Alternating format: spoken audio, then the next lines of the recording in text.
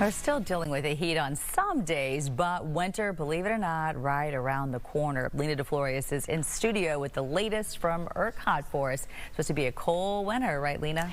It is anticipated to be a cold winter. So ERCOT basically just made some changes with their alert system. That means that we could go into outages more often. So this is to protect the grid, which is their #1 job. So basically they changed what triggers emergency actions, giving them power to access more power to fuel the grid. So we have 3 different levels here, and they basically bumped up what would trigger them. So to give you some perspective here, in September the 6th, we were at emergency action 2 for the first time since the 2021 freeze.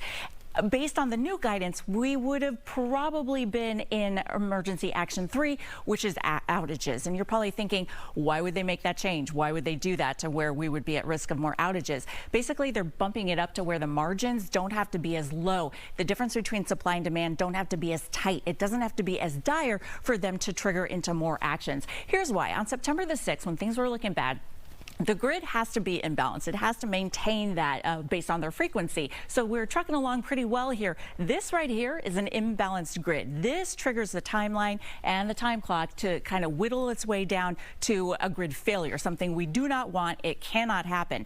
This flagged that to them, you know what, we're cutting it a little too tight, a little too dangerous, a little too risky. So they're bumping up the alert system here. Based on this, we could fall into outages more frequently. Doesn't mean we're going to. It just means that the risk is a little higher. They're anticipating in the winter we have about a 20% chance of emergency action, 14% chance of outages if we have a winter like we did in 2021. Melissa? All right. Thank you, Lina. I tell you what, you do such a good job staying on top of all this for us. Thank you for making it make sense.